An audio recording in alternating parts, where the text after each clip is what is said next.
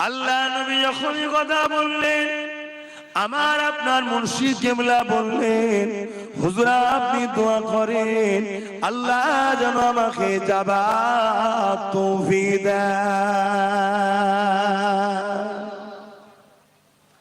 আল্লাহ নবী বললেন, হে বাবা আবু বকর, হে আমার আওলাদ, হে আবু বকর, আমি রাসূলুল্লাহ দোয়া করি, তুমি নিয়ত করে নাও আল্লাহ তোমাকে কাবা দেখাবে, আমার রওজায় হাজিরি দিয়াবে।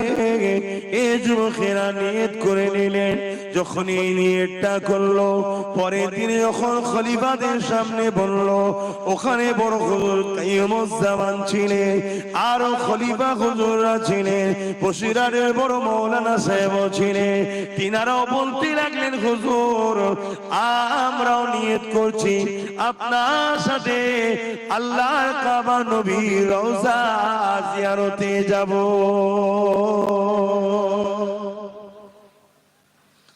কথা মতো সময় এসে গেল, রওয়ানা দিলেন। মূল জিনিসটা আমি বুঝাচ্ছি। রওয়ানা দিলেন, যাবার পরে আল্লাহ নবী বলেছিলেন কাবা দেখাবে, প্রথম উনি কাবায় গেলেন, জিয়ারত করলেন, হজ করলেন, হজের আরকান হুকুমগুলো সব পালন করলেন। করার পরে এবারে লব্বাইকা ইয়া রাসূলুল্লাহ, লব্বাইকা ইয়া রাসূলুল্লাহ, তার মানে হাজির আছি হুজুর, আপনার গোলাম আমি, এটাই প্রমাণ। লব্বাইকা ইয়া রাসূলুল্লাহ, হাজির আছি ইয়া রাসূল আমি, এটাই সাক্ষ্য দিয়া আল্লাহ নবী রওজা মুবারকে পৌঁছাতে লেগেছে। এদিকে মুজাদ্দিদুজ্জামান যখন মক্কা শরীফের জমিনে রয়েছেন, ওই সময় খাদেম সাহেবকে আল্লাহ নবী খবর দেখাতে লেগেছে, এ খাদেম, বাংলার জমিন থেকে আমার আবু বকর আসছে, যাকে আমার রওজা মুবারকে আমার হুজরার মধ্যে এক রাত্রি থাকার ইজাজত দেয়া হলো। ভাবতে পারছেন? রওজার ভেতরে সৌদির বাদশার পর্যন্ত থাকার পারমিশন নেই। আমার আপনার মুর্শিদকে আল্লাহ কি নিয়ামত করেছে, নবী কত ভালোবাসতেন, তেনাকে থাকার সুযোগ করে দিলেন, যে আমি ইজাজত দিলাম। আল্লাহ নবী দরবারে পৌঁছে গেল। ওই সময় যখন একে একে বাবু সালাম দিয়ে মানুষ ঢুকতে লেগেছে, যে দরজা দিয়ে যাবার পর আল্লাহ নবীকে সালাম দেওয়া হয়, ওই দরজার নাম হলো বাবু সালাম। ওই দরজা দিয়ে যখন ঢুকতে লেগেছে, ওখানে খাদেম দাঁড়িয়ে আছে, কেননা আমার নবী পাক সিদ্দিক আকবর খান আমার আবু বকর সিদ্দিকের চেহারা মোবারককে দেখিয়ে দিয়েছে। এই খাদেম সাহেব যখনই আমার আবু বকর সিদ্দিক যখন ঢুকতে লেগেছে, অমনি হাত খানা ধরে সালাম দিতে লেগেছে আর মোবারকবাদ দিতে লেগেছে, ধন্য আপনি, আমি খাদেম হতে পারি, রওজার ভেতরে রাতে থাকার পারমিশন আমার না, কিন্তু আল্লাহ নবী আপনাকে থাকার পারমিশন দিয়েছে।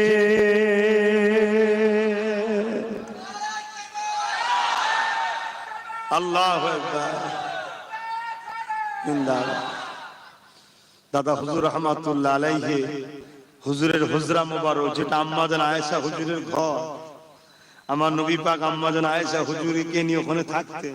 আহা, এটা সোনালী জালিতে ঘেরা।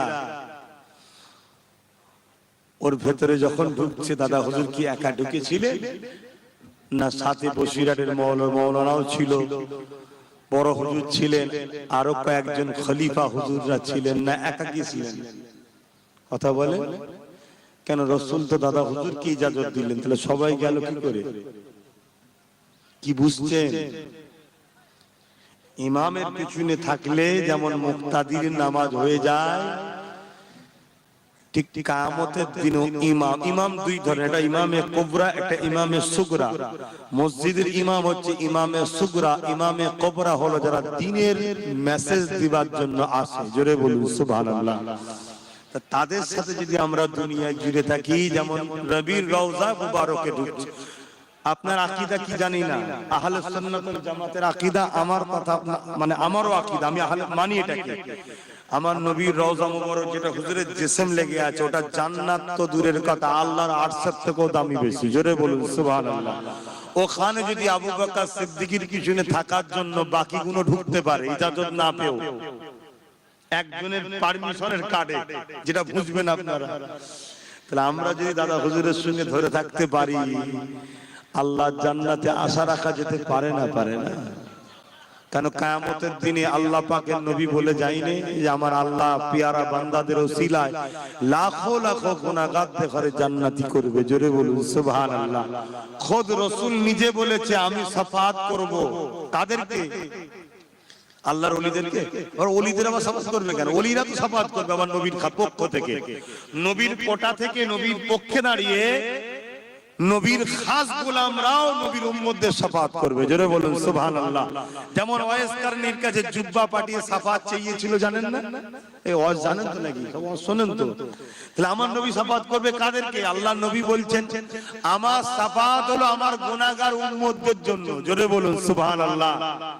যে আল্লাহর ওলি তার তো শাফাআতের প্রয়োজন আছে নাকি? কথা বলে।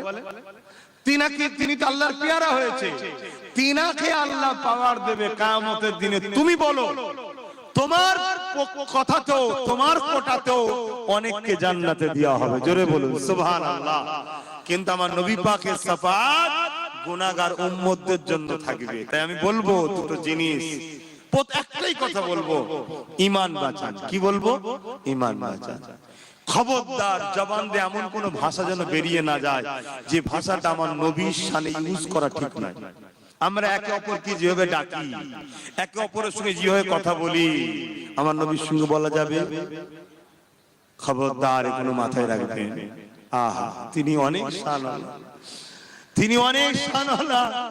জানি না আমার অইচ্ছাকৃত কোন কথা আমার নবীর বিরুদ্ধে হয়ে গেছে, আল্লাহ যেন আমার জবান বন্ধ করে দেয়। ওই কথা বেরোবার আগে, যে কথা আমার নবীর শানে বলাটা বিয়াদবি, ওই কথা মধ্যে বেরোবার আগে আল্লাহ যেন আমার জবানকে বন্ধ করে দেয়। বলুন আমিন। জোরে বলুন আমিন। আমি বুবা হওয়া পছন্দ করি, আমার নবীর শানে কোনো যাররা পরিমাণ গুস্তাখি কথা না বেরিয়ে পড়ে।